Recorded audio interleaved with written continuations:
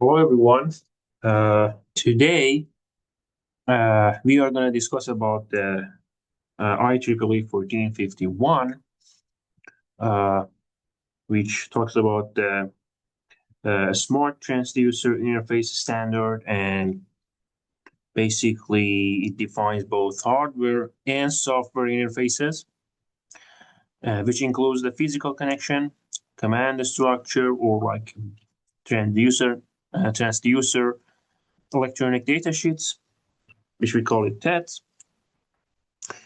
It is a media agnostic that working over wired, wireless, or point-to-point setups.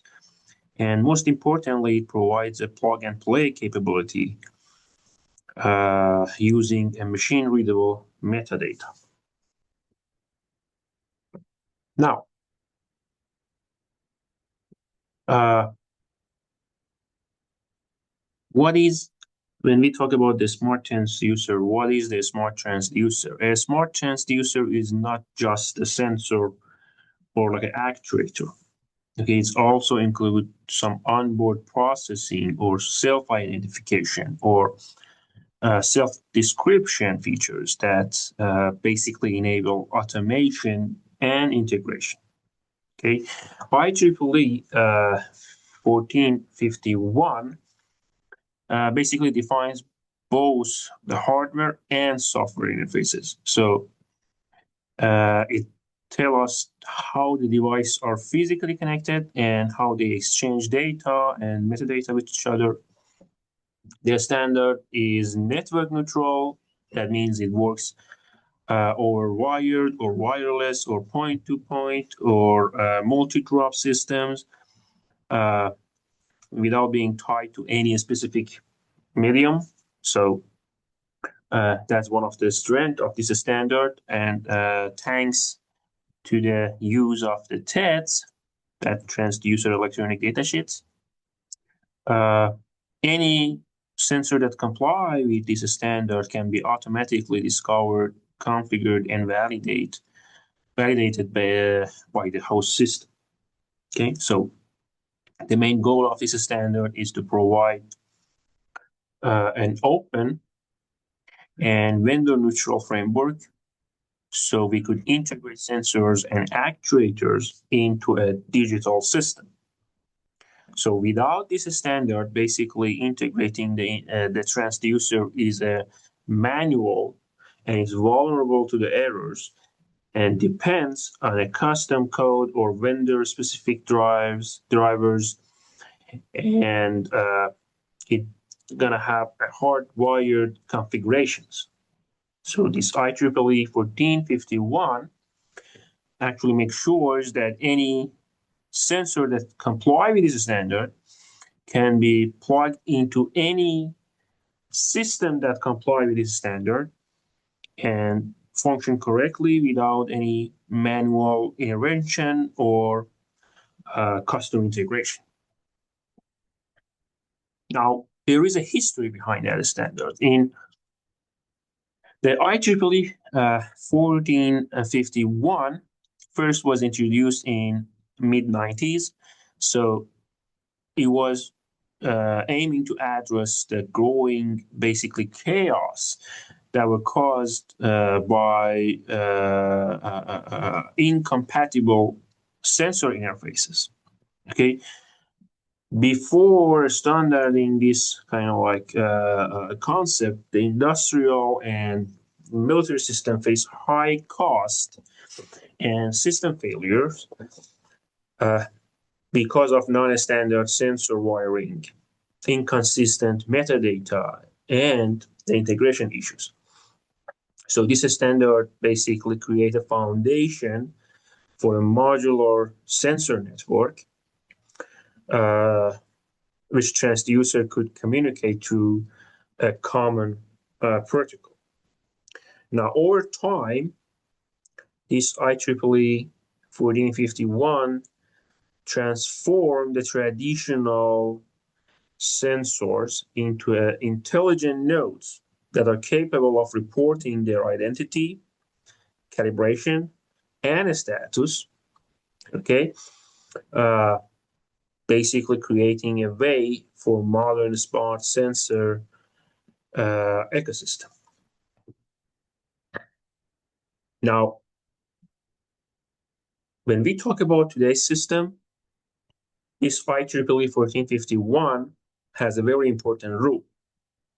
Okay, when we talk about like IoT or cyber physical system or Industry 4.0 applications. Okay, so the standards actually allow integration of both the legacy sensors and newer smart devices into the same network. So making it a very ideal kind of like solution, which is scalable for and it's good for hybrid IoT deployments. In cyber physical system, okay, that those systems actually demand real time response. The standard basically makes sure precise synchronization, and it makes sure that we can trace the calibration, and we have robust feedback loops between the sensors and actuators. So this standard supports basically a deterministic timing and error isolation, which is very important for closed loop control and modular fault recovery, uh, like autonomous systems and critical infrastructure in those area. These things are very important.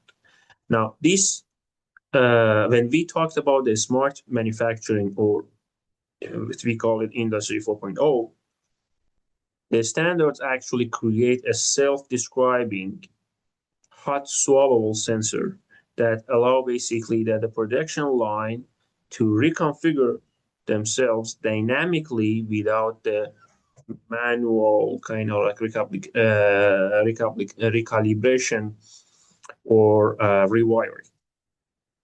So the sensor communication formats defined by IEEE 1451 basically eliminates the vendor lock-in and supports seamless cross-vendor device deployment. Beside that, that TEDs that we talked about enable sensor that they could now report degradation, recalibration needs, or operational drift, which basically help us to predict maintenance strategies in facilities like that have Industry 4.0 system. Now, it's not just a communication protocol. Be aware of that. Note that, please. That it's basically a foundation that basically enables a scalable, interoperable, and self-managing networks of the sensors that are exist in intelligent systems. Now, today, we are gonna explain the purpose and structure of the IEEE 1451. We are gonna identify and describe the main components, which are the TIMs, NCAPs, and TEDs. We're gonna talk about them.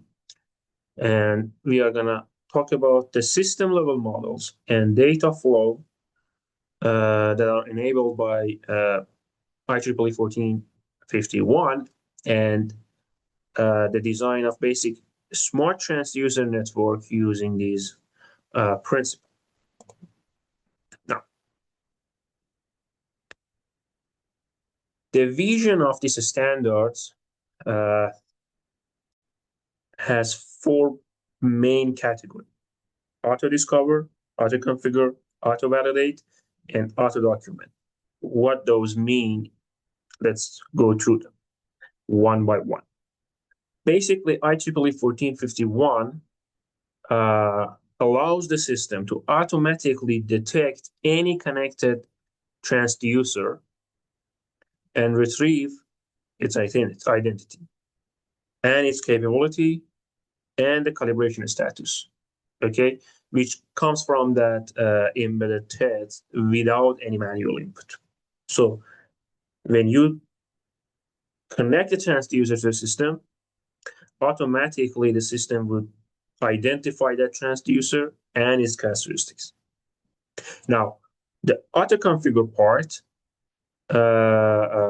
is about when the sensor is discovered, then system automatically configure the data acquisition settings, okay, like sampling rate or measurement rate or range or filtering. And again, they are interpreting those information by the TEDS metadata. Okay, this IEEE 1451 also enables a real-time compatibility checks and actually health assessment during the operation to make sure that the sensor is suitable for the task or the function that is expected. So it has an automatic validation continuously. Now, it has also an auto document, which means every time a measurement is basically taken, the metadata, such as sensor ID, calibration details, and timestamps, are logged and basically create a complete auditable record of that measurement check. So it's automatically do that. The vision of this standard is that any standard compliant transducer can be plugged into any compliant system and operate instantly without any rewriting code, without any adjusting settings, or without any modifying drivers. So by eliminating this manual configuration, okay, we eliminate the human error, we reduce the integration time, we prevent the mismatch, and we make sure that the measurement accuracy across system is consistent. Now,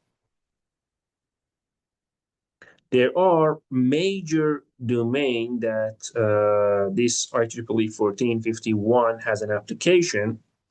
The first one is in the industrial automation. In the industrial automation, this standard basically enables a quick and some kind of like error-free replacement or deployment of like the sensors like load cells, temperature probes, or accelerometers. And it do that by allowing the machines to instantly read sensor parameters using the TEDs. Now, there is another application which is in a smart grids, which in those fields, this standard supports accurate and time synchronized monitoring of like voltage, current, frequency, and power factor across the substations, and it uses a built-in calibration and temporal metadata that exist in the TEDs. Now, we have application in aerospace system, which those systems actually benefit from this standard by having a virtual TEDs and remote calibration capability, which basically allow a multi-channel telemetry system, okay, and allow us to reconfigure without any physical access. There is a biomedical application for these standards, which enables the sensors like ECG or EEG or blood pressure or glucose monitors to be basically annotated with the patient-specific metadata, okay, and have a precise calibration. So it enhances both like a safety and traceability in those application. Now, this IEEE, as you can see, is very flexible when it comes to domain of application. So this is a very general solution for smart sensing that it needs that are needed in different field of engineering. Now, When we talk about these standards, there are some core features in the architecture of this standard. TIM, TEDS, NCAP, and digital interface. These are the core components in the architecture of this standard. Let's talk about them. Like TIM, which is the transducer interface module, okay, is basically a local hardware module that includes one or more sensors or actuators with a signal conditioning circuit or a microcontroller or FPG to manage the low-level operations. Now, on the other hand, the transducer electronic datasheets, the TEDs, those are digital metadata structures that are stored in or linked to each team. So it provides essential self-identifying information like sensor type, measurement range, resolution, calibration data, all those metadata characteristics come from TEDs for each team. Now, there is a digital interface that defines the standard communication protocol between the team and the NCAP. We are going to talk about the NCAP later. This digital interface basically enables the structured data exchange and a common execution regardless of the physical medium that we're using. Now, when we talk about the NCAP, which is the network capable application processor, this part basically acts as the system network bridge. So it collects the data from one or more teams and process it, adding a timestamp, and then forward it to a higher level application or like a cloud service or any type of client, okay, standard networks, any type of client. Now, the architecture in this concept is modular, okay? So we have decoupling hardware, which are the team, from the application software, which is the NCAP, allowing a flexible deployment, a distributed control, and an scalable integration of those transducers. Now, because of this architecture, okay, this whole system become a plug and play kind of like integration situation. So without programming or manual setup, we can have a functional smart measuring system, measuring and control actually system. Now, each transducer basically become a self-describing through the tests, meaning the system automatically knows what the sensor is, how it behaves, and how to communicate with that sensor. And it doesn't need any human input. Now, we talked about the TIM or transducer interface module. Let's go a little bit deeper on that component and talk about it. A TIM normally includes the actual sensor or actuator, and it also has a local electronic circuit like a signal conditioning circuit or analog to digital converter, digital to analog converter, a timing source, or a microcontroller like or FPG for internal management, FPGA for internal management. But before digital conversion, basically the raw analog signal from the transducer is processed using the amplification, filtering, and linearization of the circuit. Okay, so we could ensure the accurate and noise-free measurement. Now that analog to digital conversion, okay, kicks in and they are used for sensors. So we could convert the raw analog data, the data that we receive from the sensor itself, the input data, and translate it to the digital data. So we could have a seamless digital control or monitoring through the team.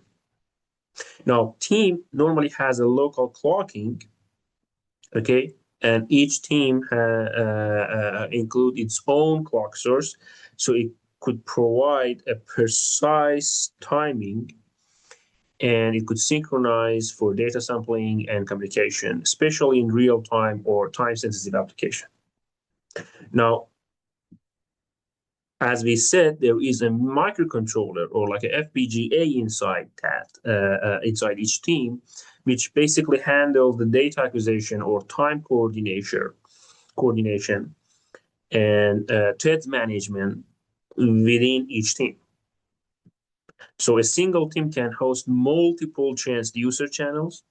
It could be pressure, temperature, or humidity, and sharing a digital bus internally and presenting like a unified interface to the end cap. Now, each team use a standard digital interface. It is either like a SPI or I2C or BLE, and it uses to send data. It uses them to send data and metadata to the end cap. Okay, so it doesn't matter. Like a wireless teams extend this architecture by integrating the RF communication modules. Okay, the team stores the TED's data, the transducer electronic data sheets, locally. Okay, so it enables an automatic identification and basically a metadata retrieval during the system commissioning initialization. And each team acts like an embedded intelligence in a physical layer that directly interacts with the environment, processes the raw signal, encapsulated the result in a standard way, and basically has a self-describing digital format. Now, the other component that we introduced was NCAP, the Network Capable Application Processor. That NCAP basically communicates with one or more teams. It could be wired or wireless, and it handles command transmission, data acquisition, and metadata retrieval based on the defined protocol in IEEE 1451. Now, a single NCAP can manage multiple teams at the same time, and basically enable a centralized control and data aggregation when we're dealing with a distributed sensing system. Okay, and also reads and writes the transducer electronic data sheets, which allows to identify each sensor's, configure the acquisition settings, and maintain a record of each device's specification and status. Now, raw sensor data from the team is normally formatted, timestamped, and optionally buffered by the NCAP. And it happened before the data being transmitted to the external system. So many NCAP run embedded control logic. So it allows them to execute tasks like a local decision making or filtering or control loop processing before they send the data to the client. Now, the NCAP basically is responsible for associating a high resolution timestamp, okay, with each data samples, which is very important for time sensitive application like a closed loop control or synchronized logging. Okay, now this part, the NCAP, actually serve as the gateway between the transducer network and the outside world. Okay, so it's translate the IEEE 1451 protocol in a standard network protocol like TCP/IP or MQTT or HTTP. Now, in practical system, an NCAP might be an industrial microcontroller, a smart factory controller, or a wireless edge gateway that basically aggregate data from the numerous teams and transmit it to the cloud or any type of client. Now, this NCAP basically manage the system-wide timing and diagnostics and error recovery and resource allocation, basically essentially basically act as the brain of the sensor actuator ecosystem in our design and project. Now, there are several interfaces that connect team and NCAP with each other. Okay, you can see several of them listed in the table, and the description, a very brief description. We're going to talk about a little bit more, and you can see that a specific part of the standard IEEE 1451 that is related to that type of interface. So for example, the SPI UART are covered in part 2, or like I2C is covered in part 4. Now, let's talk about the first one. So IEEE 1451 part 2, in that standard, the team and NCAP communicate over synchronous, which is the SPI, or asynchronous, which is a UART serial line. That provide a low latency and a point-to-point connection, which is ideal for the embedded or real-time system. Now, the controller area network, the CAN, basically covered by part 3, that uses the CAN bus to support multiple teams sharing a common communication channel.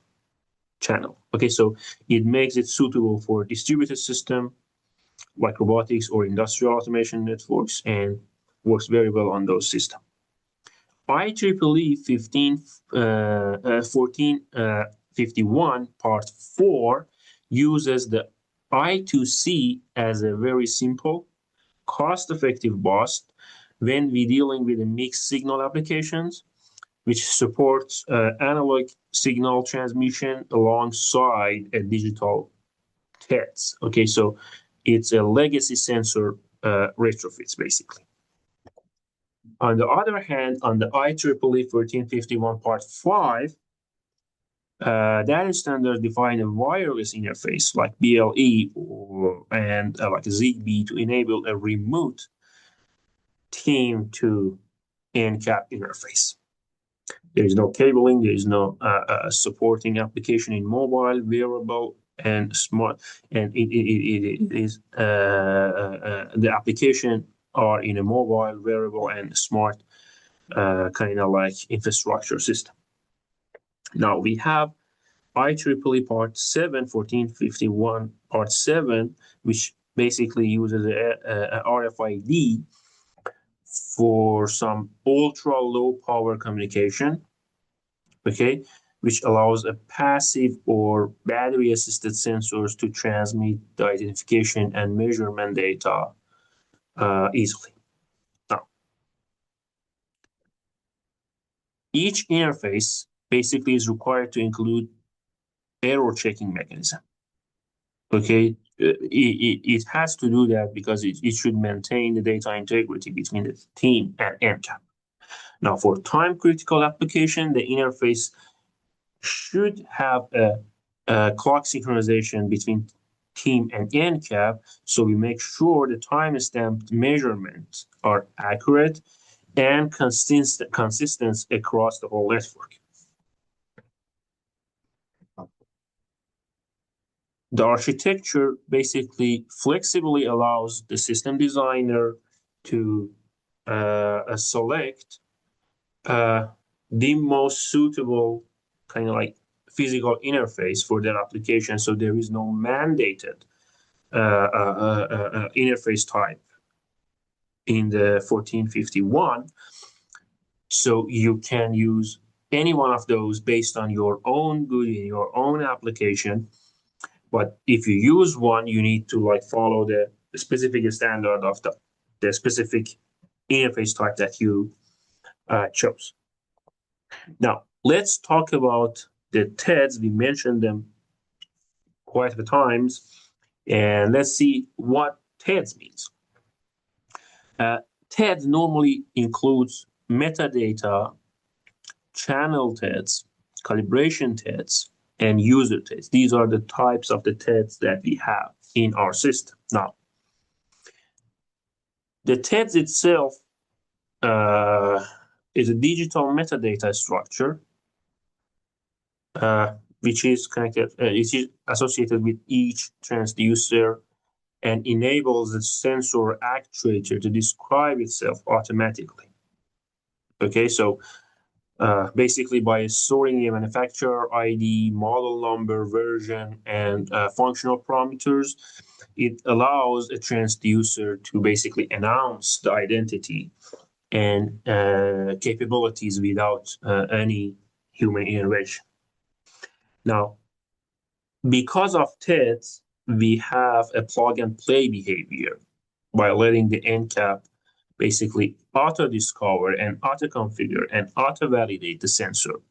Okay, so these TEDs can be stored locally in an EEPROM or flash memory inside the team, or it could be remotely like a virtual TED, which is linked by a reference, so we could have a flexibility in cost and memory constraint.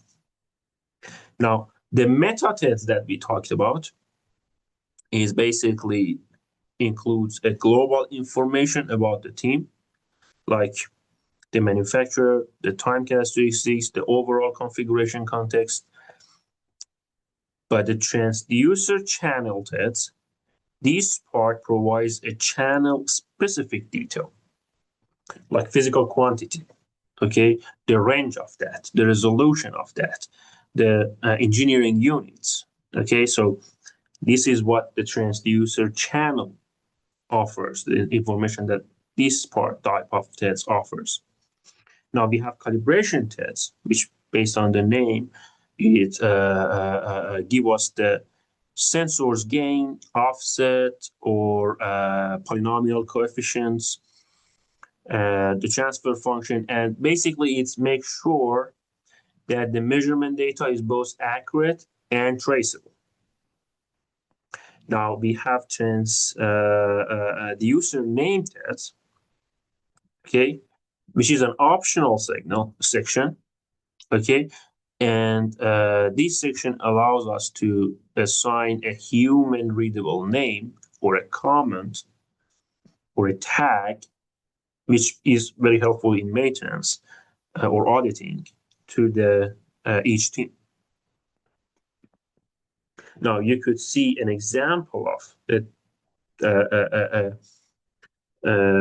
TED, which is a typical transducer channel TED, which includes the manufacturer ID, the model number, the range, the resolution, the unit, and the offset.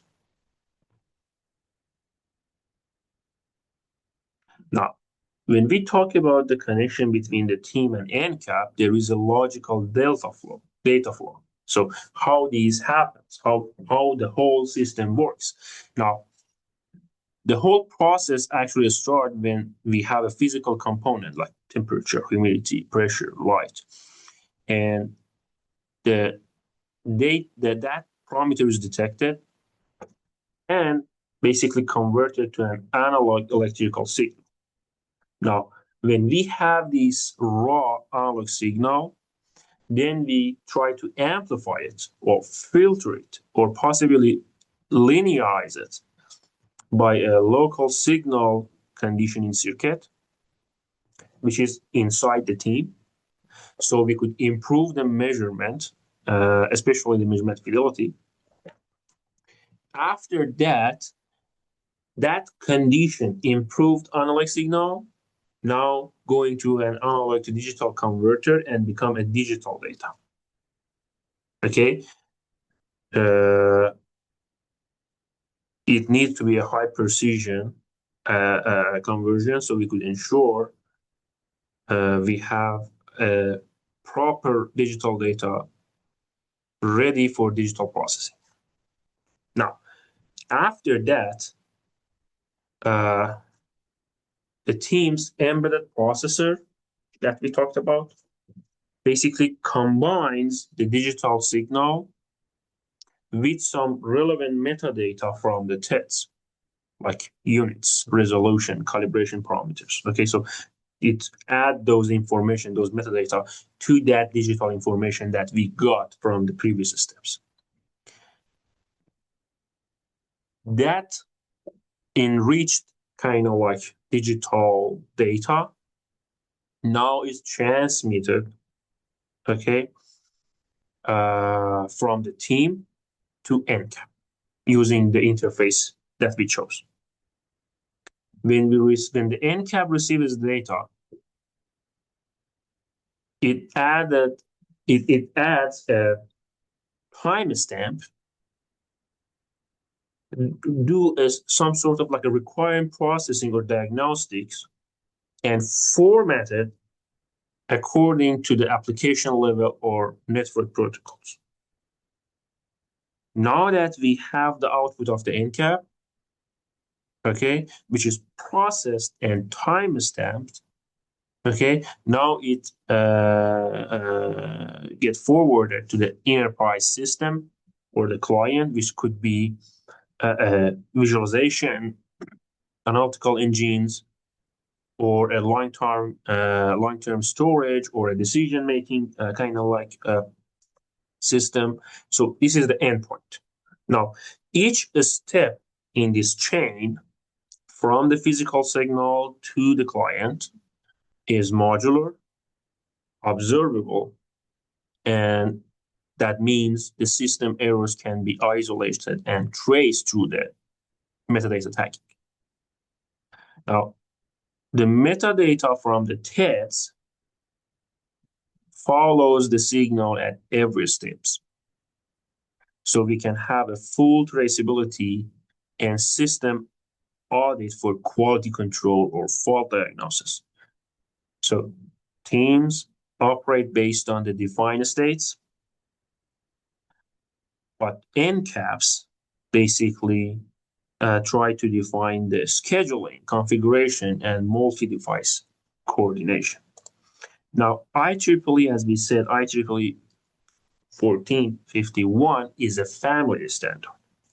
Okay, we have part 0, which defines the common command set or data structure and TED's format, and basically unify the entire family, the standard family, so ensure the consistency across all the parts of the standard. Part 2 is point-to-point digital interface. So this standard specifies a direct digital interface between the team and NCAP. So one team, one NCAP. Okay, and usually use like SPI or UART, the synchronous and asynchronous protocol. And it's ideal for embedded and low latency application. Part 3 is multi-drop network interface. So it supports the bus-oriented communication. When we have multiple teams that share a single channel with the NCAP. Okay. The part 4 covers mixed mode interface. So it combines traditional analog measurement line with a digital TED metadata. So it enables like a legacy analog transducer to participate in our smart sensor network. So now when we have an old version transducer, we use this type of interface, the part 4, so we could add them to the smart transducer that we have in our system. Part 5 covers the wireless communication protocols, which is basically defines how teams communicated wirelessly with NCAP. Okay, it could be Bluetooth, Zigbee, Wi-Fi, and it's very suitable for mobile or remote sensing system. Now, all substandards are unified, okay, with a consistent metadata model based on the TEDs, and all of them ensure that regardless of the communication method, sensor data can be interpreted the same way. Now, let's go a little bit deeper to some of the parts that are most popular in this field. One would be the part 2. So IEEE 1451 part 2, as we said, defines a point-to-point digital interface. So one transducer, one team to one end cap. And you normally use asynchronous or asynchronous serial communication. Now, this interface typically use fast and simple serial protocols. Okay, so we make sure there's a reliable, low latency data transfer between the team and aircap. Now, this part is very suitable for embedded system, okay, when we have deterministic performance, fast response time, and basically dedicated communication channels are critical. Now, the standards, this part of the standards includes commands for discovering and reading TEDs from the team. So it allows the NCAP to automatically identify and configure the connected transducer. Now, this interface, this type of interface also supports the basic self-test features and diagnostic feedback from the team. So it helps the detecting faults or calibration drifts at the point of measurement. Now, another two parts, the other two parts that are very popular is part 3 and part 4. In part 3, which discuss the distributed multi-drop interface, that part defines that multi-drop communication interface when we have multiple teams and they are connected to a single NCAP. So they have a shared bus. Okay, so this substandard is defined for basically a bus-based topology. Okay, when wiring is minimized and the device sharing the same medium. So each team on the bus is assigned a unique address. So NCAP would be capable to pull and communicate with each transducer individually. Okay, so it could manage the collision. Now, because all teams share the same physical bus, the IEEE 1451 Part 3 significantly reduce wiring complexity, which means reduction of the cost. Okay, these standards supports an automatic discovery of all the teams on the bus. So it's kind of like a plug and play functionality, even if we have a very dense shared network environment. Now, this part of a standard, this IEEE 1451 Part 3 is normally used in a factory automation or like a HVAC system and remote input-output panels when we have multiple sensors or actuators and they have to be monitored and controlled from a central processor. The part 4 of this standard, which addresses the mixed mode interface, okay, that part introduces a hybrid approach. Basically combines the analog signal line for the sensor data with the digital interface for TED's metadata. Okay, so it allows the a legacy analog transducer to be added to a smart network. So basically, it provides a backward compatibility by basically preserving the use of existing analog instrumentation system while we enhancing them with the self-identification and plug-and-play features using a digital TETs. Now, part 4 is very useful and ideal for upgrading the legacy system. Okay, so the mixed mode interface basically allows to gradually each organization to gradually transition from the traditional analog system to a fully digital smart system sensor network without replacing the entire sensor infrastructure. Now, this is our discussion today. If you have any question, please let me know. Otherwise, thank you for your attention.